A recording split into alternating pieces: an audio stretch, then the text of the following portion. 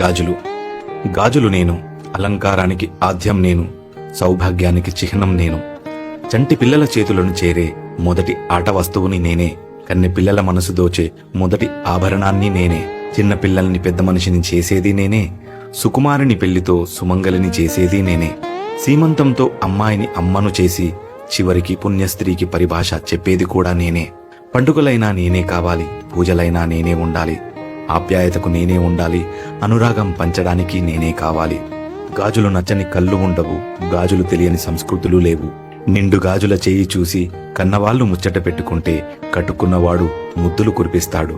మట్టి గాజుల నుంచి వెలువడే శబ్దంతో ప్రతికూల శక్తిని అడ్డుకునేది నేనే.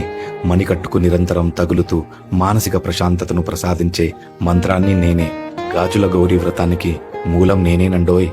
మహిళల వాయనంలో పసుపు, కుంకుమ, చీర, వక్కలతో జతకట్టి 5వ తనాన్ని పూర్తి చేసే పెద్ద ముత్తైదువును నేను.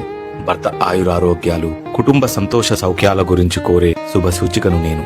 నా ప్రతి రంగుకు ఒక రహస్యం ఉంది. ఎరుపు రంగు శక్తిని, ఆకుపచ్చ అదృష్టాన్ని, పసుపు సంతోషాన్ని, తెలుపు ప్రశాంతతని, నలుపు అధికారాన్ని సూచిస్తుంది. నేను మట్టితో కాకుండా బంగారంలో మారాలని ఎప్పుడూ కోరలేదు.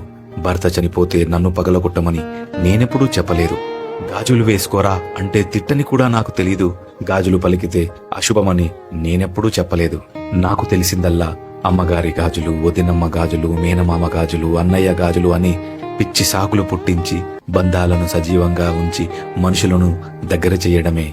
గాజులు లేని మొండి చెయ్యి, ఆయుధం విరిగిన మొండి కత్తి రెండూ సమానమే. ఒకటి సంసారానికి, ఇంకొకటి సమరానికి అసలు పనికిరాదు.